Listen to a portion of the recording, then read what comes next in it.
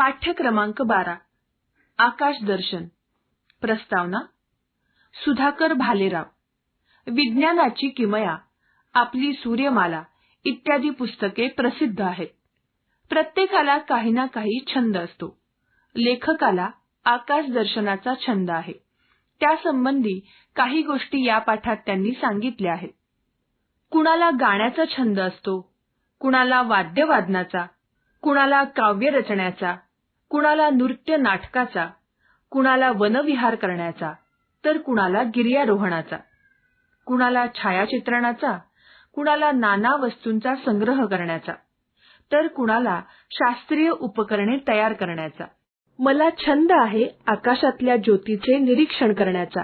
दिवसभराच्या श्रमसायासांनी शिणलेल्या मनाला दिलासा देणारी दुर्बीण माझी वाटच पाहत असते. सायंकाळ होते, हळूहळू अंधार पडू लागतो. माझे डोळे नकळत आकाशाकडे पाहू लागतात. परमेश्वराच्या फुलबागेचा नयनरम्य देखावा माझे लक्ष वेधून घेतो. मी घराच्या उंच माळ्यावर माझी दुर्बीण घेऊन जातो आणि ती आकाशातील ग्रहगोलांवर रोखतो.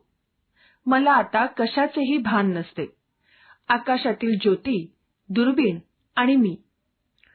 आकाशातील ज्योतींचे निरीक्षण करण्यात मी तल्लीन होऊन जातो.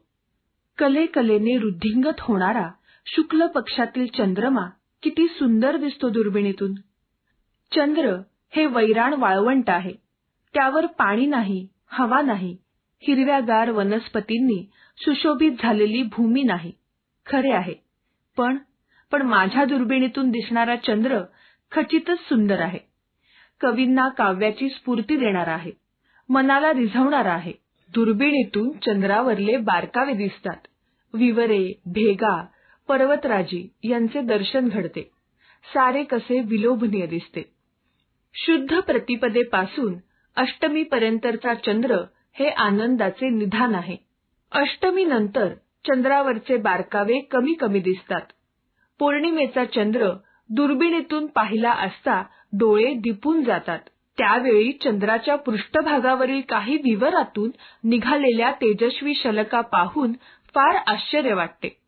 पौर्णिमेचा चंद्र आकाशातून विहार करत असताना अनेक तेजस्वी ताऱ्यांना झाकतो. ह्या घटनेला पिधान असे म्हणतात.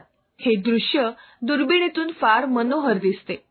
पौर्णिमेनंतर दिसणाऱ्या चंद्राची दृश्यही काही कमी वेधक नसतात. कधी सकाळी, कधी सायंकाळी दिसणारा शुक्रग्रह किती तेजस्वी अन आकर्षक दिसतो. दुर्बिणीतून त्याचे दर्शन घेणे यासारखा खरोखर दुसरा आनंद नाही. चंद्राप्रमाणेच शुक्राच्याही कला दिसतात. तुम्ही शुक्राची कोर दुर्बिणीतून पाहिलीत तर हा चंद्र तर नव्हे ना असे तुम्हाला वाटेल. आपल्या सूर्यमालेतील सर्वात लहान ग्रह बुध. तोही कधी सकाळी तर कधी सायंकाळी दिसणारा. दुर्बिणीतून त्याच्याही कलांचे दर्शन घडले. केव्हा केव्हा हा बुध सूर्यबिंबावरून जात असताना दिसतो. ह्या घटनेला अधिक्रमण असे म्हणतात. हे घर दुर्बिणीतून पाहता येते. सूर्यबिंबावरून जाणारा हा रेखीव, काळा, इवल्याशा तिळा एवढा बुधाचा ठिपका किती सुरेख दिसतो म्हणून सांगू. याप्रमाणेच शुक्राच्या अधिक्रमणाचे दृश्यही विलोभनीय दिसते. आकाशात तांबड्या रंगाने खुलून दिसणारा मंगळ दुर्बिणीतून गोलाकार तबकडीसारखा दिसतो. त्याच्यावरील रेषांचे जाळे पाहून आश्चर्य वाटते. एकेकाळी या रेषांनाच मंगळावरचे कालवे असे मानत असत. नवग्रहात सर्वात मोठा ग्रह म्हणजे गुरु. आपल्या पृथ्वी एवढे 1300 गोल एकत्र केले की तो गुरु एवढा एक गोल होईल. शुक्राच्या खालोखाल तेजस्वी दिसणारा ग्रह म्हणजे गुरु.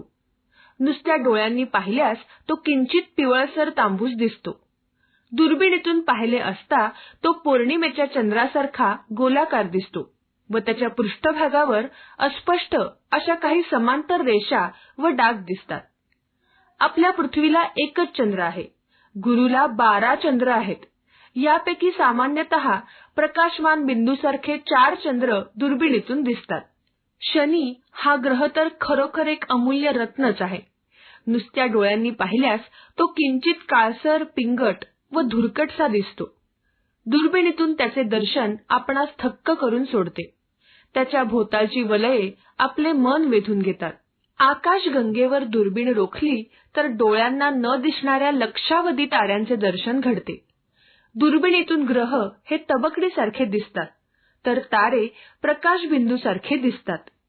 सूर्य हा तारा खूपच जवळ असल्याने तो मात्र गोलाकार दिसतो. त्यावरील कमी तापमान असलेले भाग दुर्बिणीतून पाहिल्यास डागांच्या स्वरूपात दृष्टीस पडतात. जोड तारे, पिंजलेल्या कापसाप्रमाणे दिसणारे तेजोमेघ, तारकागुच्छ यांचे दर्शनही मनोहर दिसते. शब्दार्थ: तांबडा, लाल, रेड. माळा, गच्ची, फ्लोर. मनोहर, मनोवेधक, अट्रॅक्टिव्ह. चंद्र, शशी, मून. वैराण, ओसाड, उजाड. डिसोलेट, रिझवणारा, मनोरंजक, एंटरटेनिंग. सूर्य, भास्कर, रवी, सन. तेजस्वी, चकचकीत, स्टनिंग.